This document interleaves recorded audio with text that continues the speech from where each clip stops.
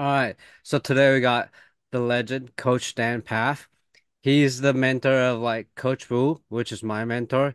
Coach like tons of athletes and start off by like as, as I know, start off as a high school PE teacher and then coach at University of Houston, LSU, Texas, Florida, and then USATF, uh, UK Athletic, and then Altus. So, um, for those past experience. I want to start by like asking, when coaching, especially sprinting, are there some key things you're gonna look at? Like, what are some stuff that gonna help you analyze how the sprinter moves, and what are some things you're gonna be addressing? Hmm. All right. Well, consumer warning, I'm a biomechanist, and I believe there is a technical model. Now, the model has some bandwidth allowances depending on the athlete's state of health, their genetics and their previous training. So, example like knee lift, how high does the knee lift? So you're not going to find any really fast sprinters at any age group with zero knee lift. They're all going to have a certain amount of knee lift. And when we study data from world-class sprinters, men and women, the femur angle to the ground is somewhat parallel or maybe 10 to 12 degrees short of parallel. So that's the bandwidth. So you're not going to find anybody with hyper knee lift or no knee lift if they're running fast. So through the years, I've tried to identify these landmark positions that good people obtain, really good movers, fast movers, and make those landmark positions assessment tools on how we're doing. So, at Altus, we use a lot of kinograms, for example, to educate coaches and athletes and therapists that we're working with. And probably our most used kinogram is what we call a 5-point kinogram, where we've identified 5 moments in gait where things can go wrong. Where in an intra-athlete study they perform less, or if we're doing an inter-athlete study where the best people are and where novices and poor movers are. And so those 5 points are at toe off as the athlete leaves the ground, and max vertical projection, so the curve in flight, and then pre-strike before they strike the ground, and then strike, is when they hit the ground, and then mid-stance is where they're at when their center of mass is over the middle of the foot. So we find in those 5 moments in a gait analysis, that's where a lot of things can go wrong or right. And then we compare symmetry. So we would look at those things on the right side and those things on the left side. And excuse me, all athletes are asymmetrical. We know world-class sprinters generally have 10 to 12 centimeter longer stride on one side of the body than the other. I think that comes from previous training. Um, So our deal is how out of bounds are they with that asymmetry? And that's what we mean by band lift. So if we've got a sprinter that averages 10 centimeters longer stride length on one side, we're not too worried. If they've shown that trend over time, that's okay. But if start getting data where they're 20 centimeters longer than the other side, now we got a problem. They went outside that bandwidth. Injury risk is going to go up. Outputs are probably going to go down. So that would be an example of assessment and, possible pivot points and adjusting technique. Cool. So, uh, I know we kind of talk about this, so can you share some pictures that help us understand like what are like those things you mentioned? Yeah, if you give me a minute, Yeah. I'll screen. Okay. And this would be an example of our 5-point kinogram. So this young lady was a world-class sprinter from Australia, 200-meter world champs qualifier. And so in photos 1 and 6, we're comparing toe off positions, left leg and right leg. So in the upper photo, that's a right leg toe off, and in the bottom photo, that's a left leg toe off. So we would look at landmark positions like where is the front hand blocking, what is the elbow angle, compare that to the front hand height and elbow angle, what is the rear arm position off the pelvis, what is, the angle. So you can see the rear arm on the bottom photo is a lot more displaced than in the top photo. And we would look at like posture, is their head stacked on the torso? Is the ilium on that side showing anteversion? The ilium on the free leg side showing a neutral position? And real depending on how deep dive you get, we might measure the angles of the elbow, the angles of the knee, the angles of the ankle. So there's kind of layers of assessment. For a high school person, I'd be more worried about posture and gross leg positions than I would about all the specific stuff on a world class sprinter. Photos 2 and 7 are what we call mid-flight. So we try to capture that when the feet are about equal height off the ground and the center mass is undergoing its maximum vertical projection. And then 3 and 8 are pre-strike. So how far did the shank swing out? Well, what's the quality of the ankle dorsiflexion? What's happening in the rear leg recovery? So we can see already there's some variance here. If we look at heel to butt distance on the top photo and heel to butt distance on the bottom, uh, in frame 8, she's recovering a lot quicker, a lot tighter angle than in frame 3. Uh, Frames 4 and 9 are our strike point. So we know in world class sprinting, the shank, when you strike the ground, should be vertical. And she's a little bit obtuse angle on both of these, but worse on the right side. And then at mid stance would be photos 5 and 10. And we're looking at the amortization of the hip, the knee, and the ankle as she clears stance. So how much does she amortize? This will give us some information on stiffness or joint congruency of controlling eccentric forces at mid stance. Cool. So that's is this like during max velocity phases of the sprint? Yes, so this is a kinogram that we're analyzing upright sprinting, and then we also have kinograms for, acceleration, and so this would be an example of acceleration kinogram. And in this kinogram, we were measuring the attack angle. So the attack angle is if we draw a line from the head through the torso, the pelvis, the thigh, and the shank and the foot, that angle to the ground is what we call the attack angle. And what we see in good accelerators is this angle should change uniformly. So we see in this individual, he had 2 strides where there was no change in the attack angle. So we would probably label this guy as over pushing a little bit in step 3.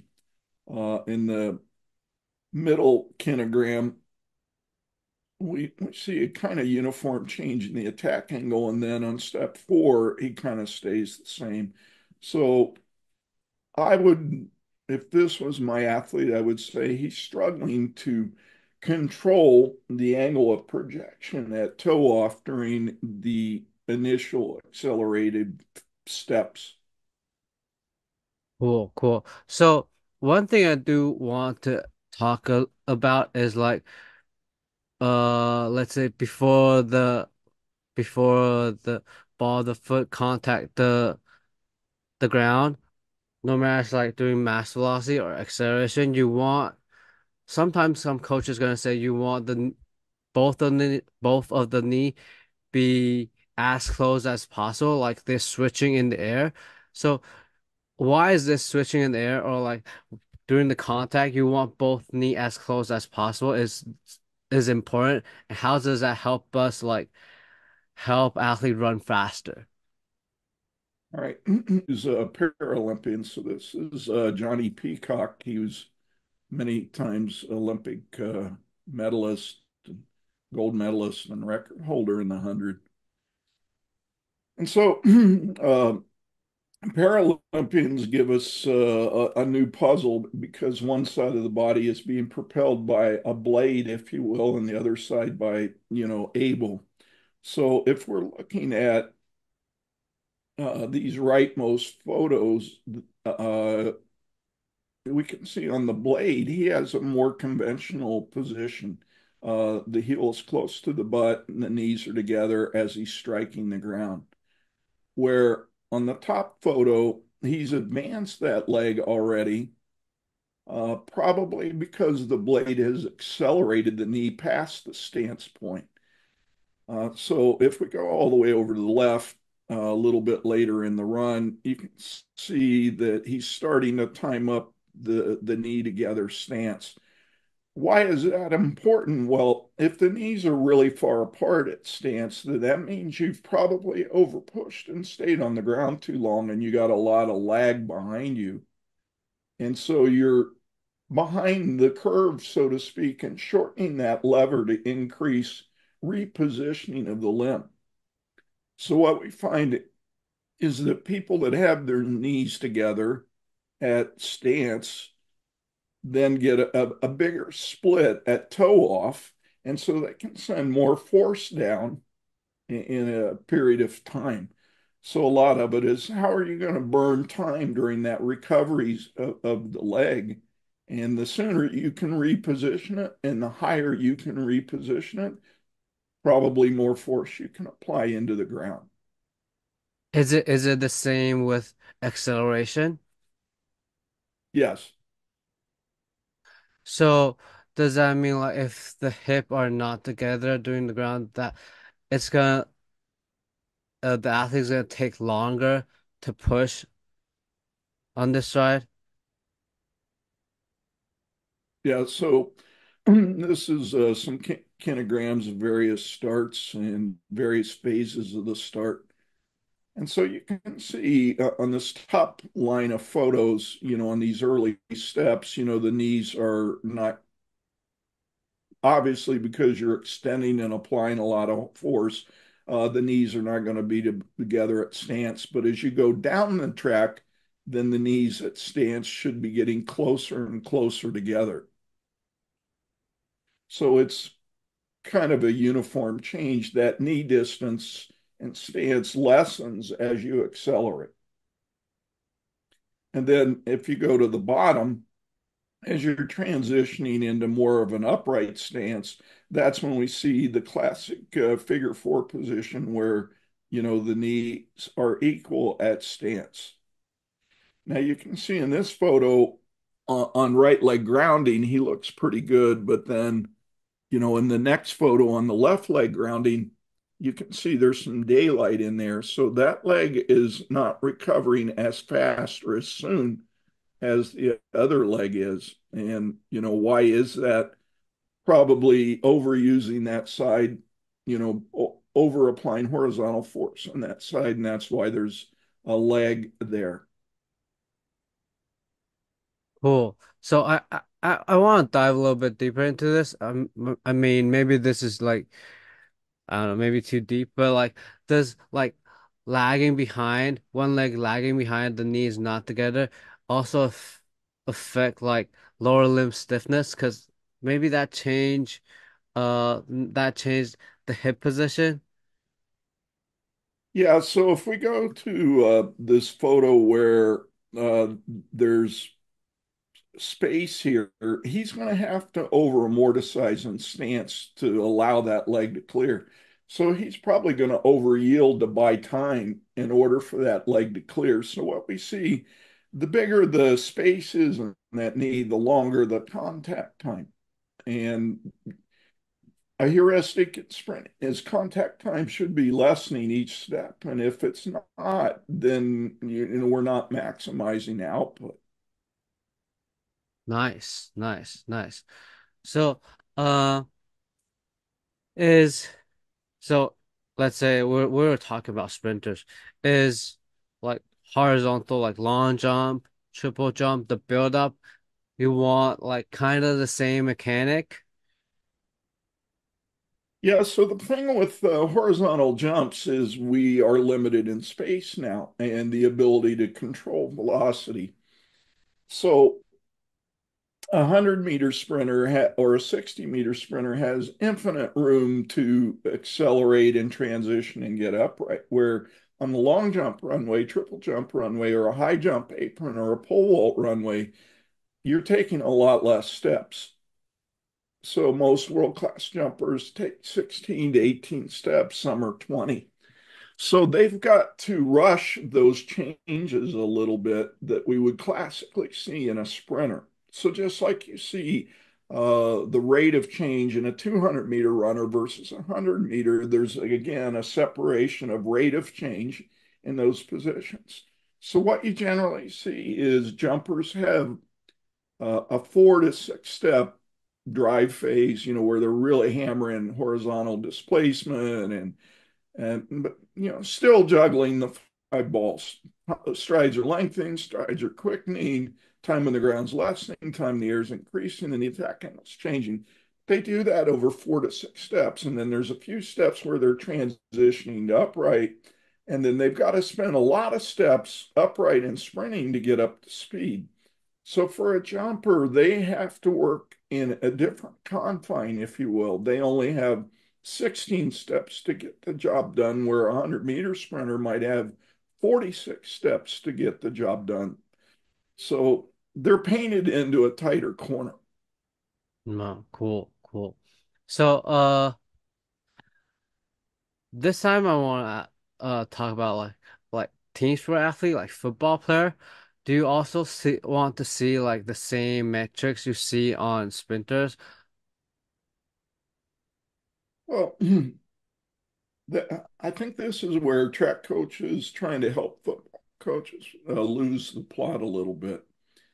So it's my belief they need to know how to start and accelerate and run upright without the ball or without cutting or whatever, I guess, linear development, so that they know the rules.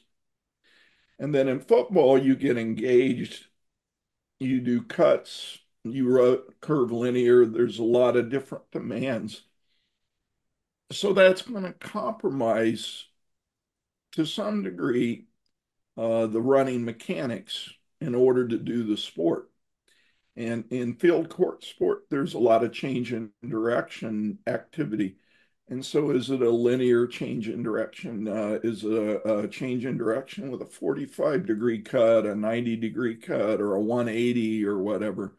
Those are going to influence the rate of how you accelerate and the postures that you obtain. So say I'm going to take 3 steps and then engage an opponent. Well, I'm only going to be 3 steps into accelerating, and I'm probably going to be upright a little bit more than normal because I have to see my opponent. So I think the basics are still important, but then we have to get specific with the job done. And that would be in teaching how to change the rate of change or to modify some of these heuristics or anchor points that we use in normal linear running. Cool, cool. So we already talked about like max velocity sprinting. We already talked about like acceleration. How about setting up for block start? When we talk about block start, what are some metrics you're gonna look into, or like some yeah mechanics? All right. Let me pull up. So this is a young lady in Australia, uh, just kind of learning block setup and block start. She's 14 years old. She's a hurdler. Um, So some of the big rocks for me is I want a very relaxed and rounded spine and shoulders. I want the V under the hands, right under the shoulder. I don't like a wide stance because that causes the athlete to put too much pressure on their hands and probably roll forward. rough rule of thumb, we use about 2 shoes to the front block and 3 shoes and a hand sideways to the back block. I want some flexion in the forefoot on the blocks with the foot on the ground. Generally, I'd like to see the rear thigh vertical to the ground. She's a little bit hips back on this position, but again, she's kind of learning the start. And so when they come to set, we want the hip axis higher than the shoulder axis, the head in line with the spine. Her head's a little bit up, but she's maintained the arms perpendicular. Probably front knee angles too small for a girl her age and power. Really strong people, maybe 90 degrees here. Youth, maybe 105. That's the bandwidth. The back knee, I think she needs her black block back a little bit more because I'd like to see a 130-degree angle at the knee. And then on line of attack, that we talked about earlier. I mean, for a young girl, this isn't bad, and there's a pretty good line of attack. And then on the second step, we'd want to see a change in that line of attack, and again, full extension uh, through the joints. So we try to see uh, really good hip extension, knee extension, and a small degree of plantar flexion. And for a 14-year-old girl just learning the blocks, I think she did a lot of things really well. Cool, cool. Nice. So, since we're already talking about mechanics, we already talked about the hips. I kind of want to go through the direction of like, uh, a topic that is pretty popular in the past few years, which is spinal engine theory. Can you share your thoughts on like what's so-called spinal engine theory?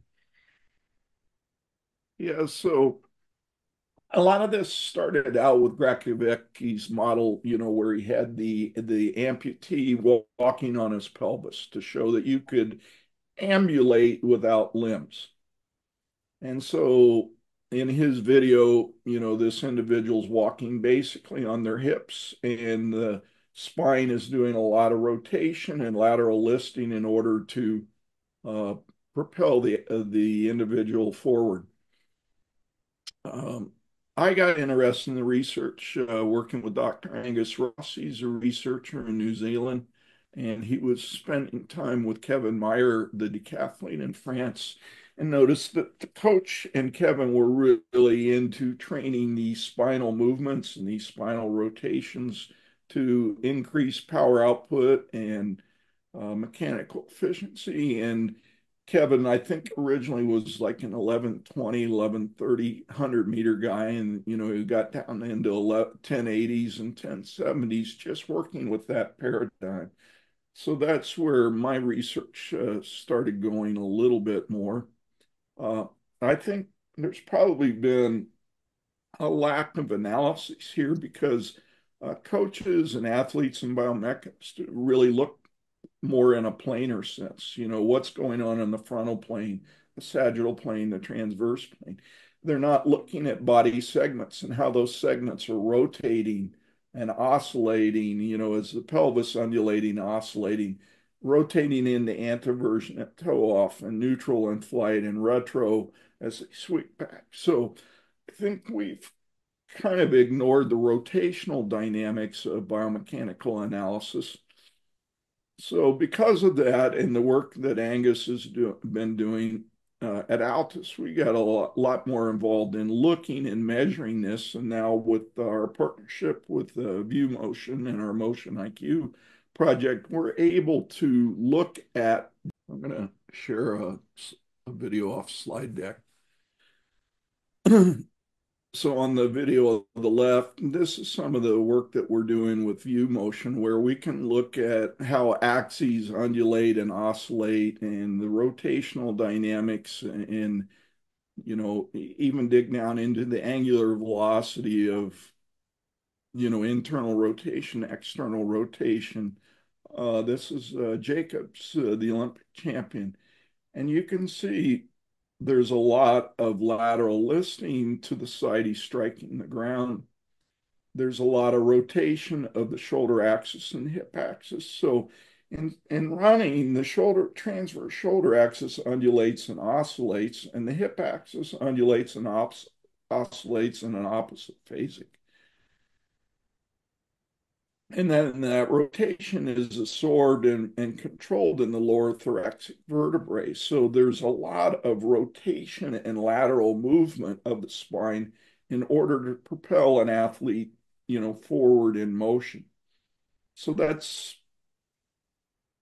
what I mean by in the past, biomechanically, we probably haven't had the technology or the desire to look at these kind of rotational moments.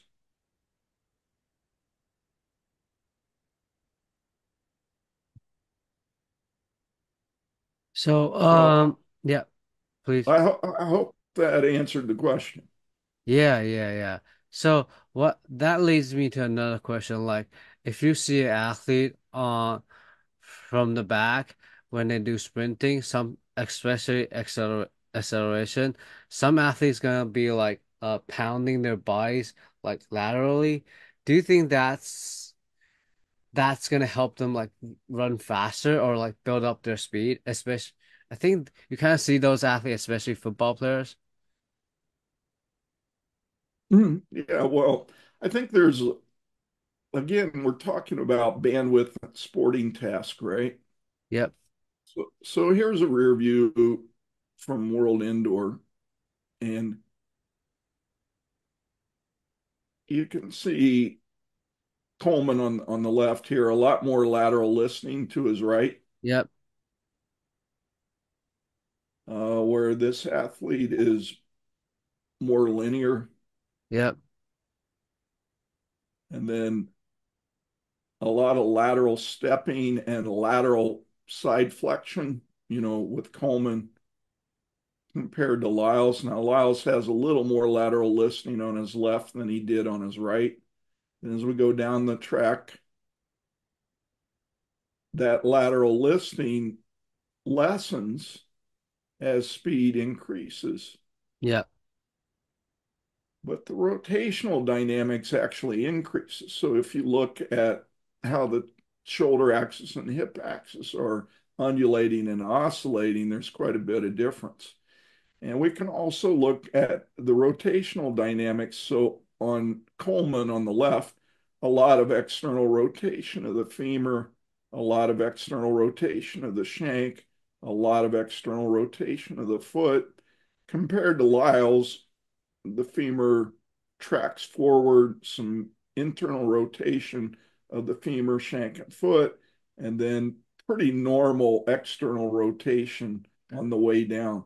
So we know in gait, when you lift your knee and you're getting front side, there's internal rotation. And then as we strike the ground and push, there's external rotation.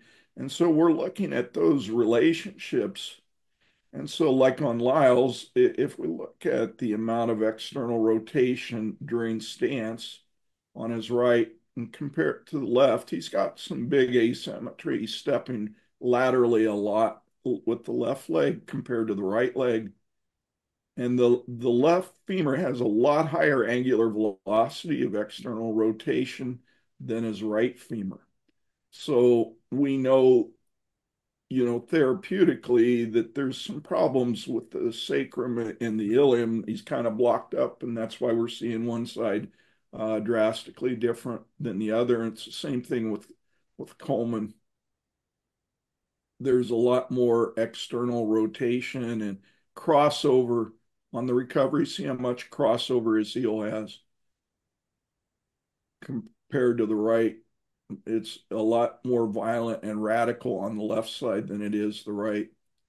So these would be examples where, changing perspective is really important. You would not see this from a side view. So we're always encouraging therapists and athletes and coaches to look at things head on from the rear, from the side, even above, if you will. That was awesome, man. Like, how did you know like uh or an athlete has a sacrum problem, like you mentioned a little bit before? Well, School of Hard Knocks. You deal with this enough, you start to kind of develop a checklist. And um, I've been coaching 50 years, so I know when I'm seeing this kind of stuff through the School of Hard Knocks, I know that's what's going on. This is a pretty cool drone shot of Fred Curley. And so we're able to study the z-axis so from above. And you can see the lateral listing Yep. and the rotation of the shoulders and the hips, how these axes are undulating and oscillating.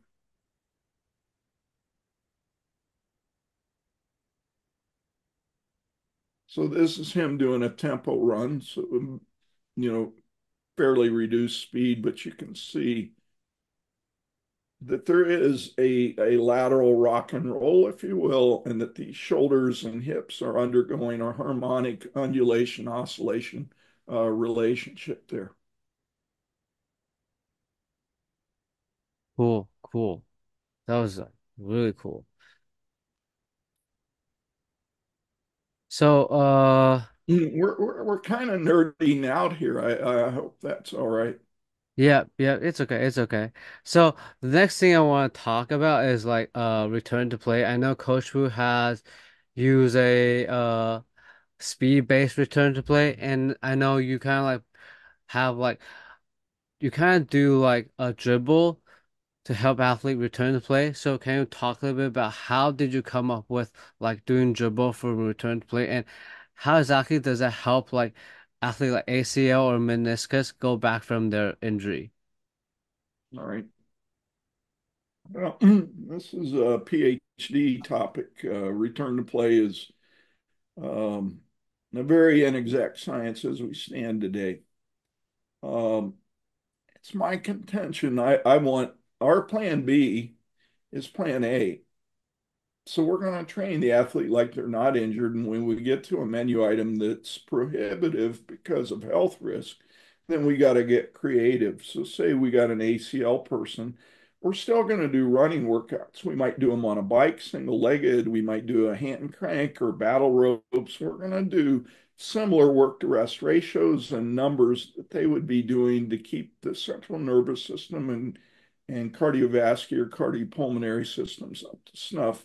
We're going to do single leg weightlifting, single leg plyometrics, and whatnot. We don't want the athlete to train all these qualities we've spent years building. So my first comment is plan B is plan A. And then when you get to a menu item that's contraindicated, then you got to adjust. So we start out with limb surgeries. Once the wound is healed and they're allowed to get in water, we'll put athletes neck deep in the pool and we'll do various sprint drills and dribbling exercises. Dribbling, we have three heights: over the ankle, over the calf, over the knee, and we have two shapes: concentric and elliptical. And what we think dribbling does is it abridges gait. It restricts range of motion so that you don't put undue stress on structures until they're ready for the stress. Now, we'll lower the water, as they tolerate. So if we go a few sessions and there's no pain, no swelling, no guarding, we'll go chest deep, and then we'll go waist deep, and then we'll go thigh deep, and then we go knee deep. And then we'll segue to the land where we'll do walking sprint drills on the land and walking dribbles. So we're doing the dribble shapes and heights at a walking speed, no problem. Then we segue to jogging speed, no problem. Then half speed. So it's a mastery evolution, if you will. We're not looking at timelines, we're looking at mastery of movement. Are we getting no pain increase? Are we getting no swelling? Are we not seeing crazy compensation patterns? Okay, we'll move the ball forward on challenge. Cool. So, does like this dribble or like the speed-based approach gonna be a lot faster than what like traditional like approach, like let's say having enough range of motion then strength first? Is that gonna speed up the process? In my experience with the individuals that I advise, yeah, we beat the timelines considerably. And and when like if we use this like speed-based approach, when are you gonna implement like strength training into it, like squat or like deadlift, those traditional lift? Well, like I said, our plan B is plan A. So we're doing lifting like we are a healthy athlete. Now we might add in some exercises, um, to encourage recovery and repair on the injured side. So we might do blood flow restriction exercises because we're getting some atrophy of the limb while it's not being loaded, full on. We might do eccentric exercises or isometric exercises to promote tendon remodeling and joint control. But we're not going to get too far away from what they normally do. And I think that's where a lot of people are getting it wrong. They're using radically different paradigms in the return to play process. And then when the athlete has to go back to the normal world, that gap is huge because they've isolated and used a paradigm where a lot of things have detrained. And now they're back to normal, and you got to rebuild all those things you lost by detraining. Cool, cool, cool, nice. So, um, another thing that I learned from like Coach Wu is, when an athlete injures, sometimes they do like lactate circuit or bodybuilding circuit. So, and I know this idea came from you, so can you share a little bit about like, uh, how exactly the lactate circuit gonna help athlete like recovery and why you start doing it? Well, to be honest, I don't know how I got the name lactate, but I use circuit training like med ball and general strength and circuit training in the weight room as an assessment tool. So I'm looking at ranges of movement, force outputs, posture control, segmental control, synchronization of body segments and things. So the number one thing I'm getting out of what I would call circuit training is assessment. And there may be exercises the athlete struggles, so that tells me they have a lack of movement history or experience in that exercise. So, we'll probably highlight those a little bit more often because there is a gap there.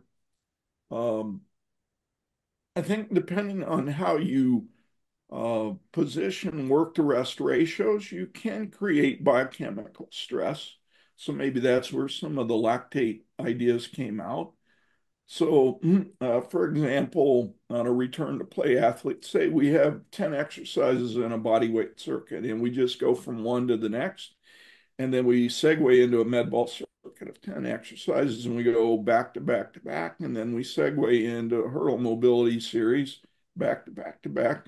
That whole period might take 20 minutes and the heart rate is, above 160, 170. So you're creating cardiovascular and biochemical stress. So depending on how you design it, you could probably enhance work capacity biologics to some degree. But it wouldn't be my go-to thing for lactate tolerance or lactate challenges. I would be doing that on a bike or an elliptical or with battle ropes or something like that, more than I would circuit training.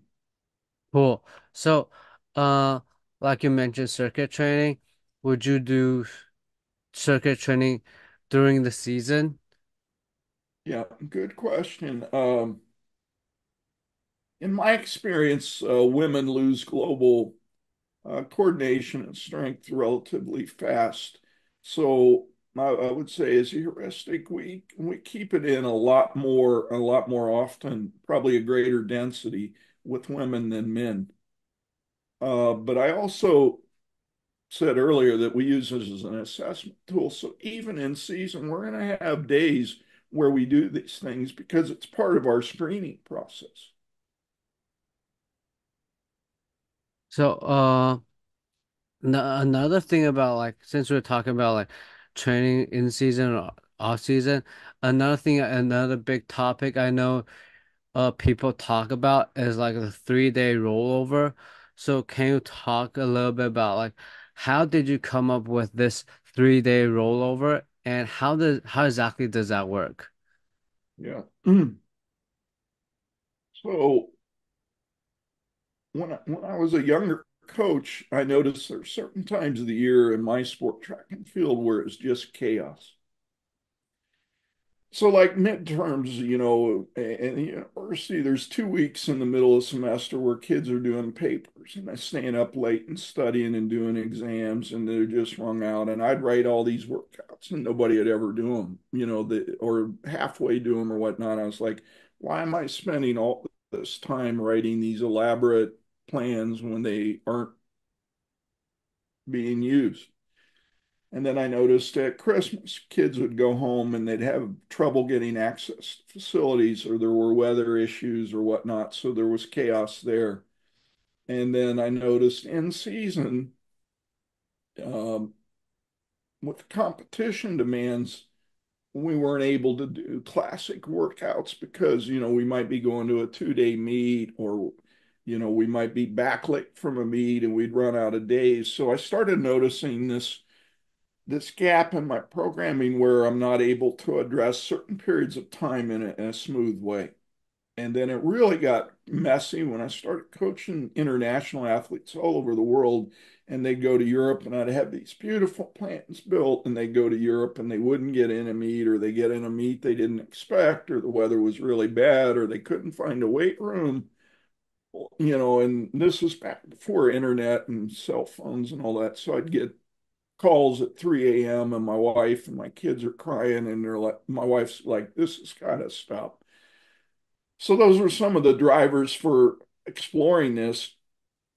So what I did is I was like, okay, in season, there's probably 2 to 3 or maybe 4 key workouts that we have to get done in a certain period of time. So I identified these essential sessions. And so I started doing it in comp phase, with these kids all over Europe, these athletes all over Europe, and it started working really well. So then I started applying it to the university kids in season, and that started working really well. And then I started traveling in Europe a lot and meeting coaches and clubs and what. And notice most Europeans train on a 3 day system. It's a club system, so they train Tuesday night and Thursday night and Saturday morning, and they get really good results. So I'm like, Europeans are using a 3 day rollover also. And then I started looking at like NFL teams, and they're basically on a 3 day rollover also. The Monday is a recovery film video walkthrough day, Tuesday's day off. They train really hard Wednesday and Thursday, maybe Friday, and Saturday they back off and play a game. So I started seeing this three key workout idea all over the place. So I started expanding it, using it during midterms and during Christmas break and with the injured athletes, and it just kept working and getting better. And as I got better at defining these 3 days essential workouts, the success just kept getting better. And I had a Korean pole vaulter one year that was injured but needed the jump and needed the money. And the Asian schedule's crazy, as you know, like they do their champs in late October. So this guy has to be really good in September, October. He's got to be good indoors to make money. Then he's got to be good in Europe all summer to make money. So with his injuries, and this crazy calendar, we just put him on a 3 day rollover the whole year, and he had the best year of his career. And I'm like, wow, this is crazy. And then probably the confirmational moment was when I worked with Greg Rutherford, the Olympic champion in England. He was very fragile, big injury history, a lot of health problems. So we just went to a 3 day rollover with him right out of the box. And his whole career, he trained on a 3 day rollover all year long. I think what the rollover does is it allows you to expand or contract based on environment and what's going on.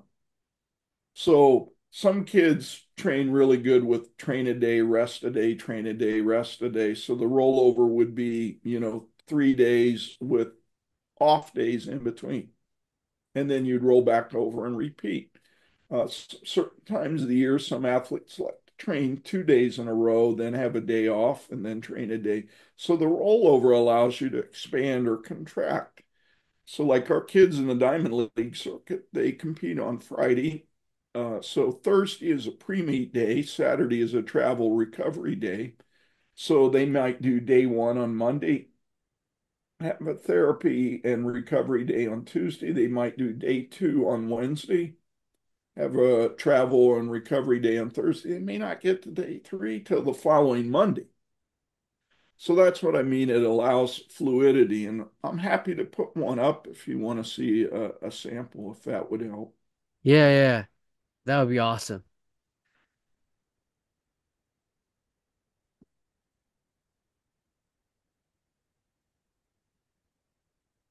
All right, so this is kind of I'm advising, coaching quite a few sprinters and jumpers right now. So this is our outdoor 3 day competitive rollover. And so we've identified three key workouts. So these are sprinter, hurdlers, and jumpers. So day one is our Excel day. And day two, if you're a jumper, that's when we do the jump technique. If you're a sprinter, that's when we do speed development work. And then day three would be speed development if you missed it on day two, or special speed endurance for the pure sprinters.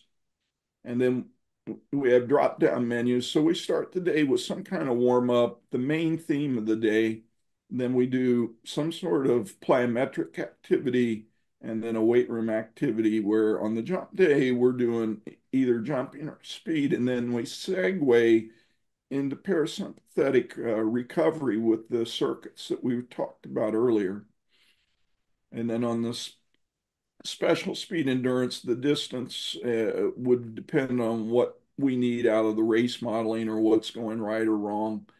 And you notice I write in ranges for rest and distances and numbers and all that because I can't predict what's going to go on from week to week. So I know there's a basement number we've got to get, and there's a ceiling that if we exceed it, we increase risk. So the takeaway from this is identify key workouts and then write in a non-rigid manner, write ranges, and that gives you a lot more fluidity and flexibility with your program. So, like you mentioned, if an athlete is like they need a rest between training, so the 3 day roll would probably be Monday, Wednesday, Friday. If the athlete need more time, it's probably gonna be like Monday, Thursday, or like Sunday, Saturday. Yeah. So I had a guy, Obadale Thompson. He was bronze medalist in Sydney in the 100.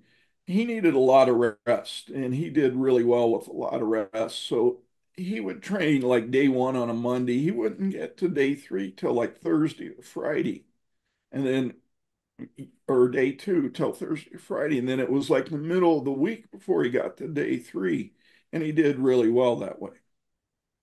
Oh, Now, I had other guys that are addicted to work and work's their security blanket. So they would do day one and two back to back, take a day off and do day three, take a day off and go back. So we kind of call these in ratios. Are you a 1-1 person, meaning 1 day work, 1 day rest? Are you a 2-1? Are you a 3-1? Are you a 1-2? Are you a 1-3? So those numbers signify your work to rest ratios. nice, nice, nice. I like it. I like it. So, uh, since we were talking about like kind of like the periodization or like the how you programming speed work, uh, can we also talk about like uh load management or managing fatigue is a like big topic right now. So, uh, and there's like coaches gonna say like we're gonna look at like maybe force plate data. We're probably gonna look at like their mechanics, the sprinting, the speed. So when we talk about fatigue, what are some things that probably gonna go down first? Like, is it mechanics gonna be go worse first, and then uh the power or like the reactive strength index on the first weight? What are some things you're gonna look into? Well, most of my career, I had no budget, no facilities, no expertise, no technology or whatnot. I had to use my eyes and a stopwatch and a tape measure, right? So I think coaches through time have analyzed overtraining or overreaching just using field monitoring techniques like posture. Can they maintain posture during the various menu items? Rhythm. Is this a normal rhythm for them? Are they able to change rhythms on command or on demand? Uh, Coordination, is coordination really high? Reactivity on the ground, are they elastic?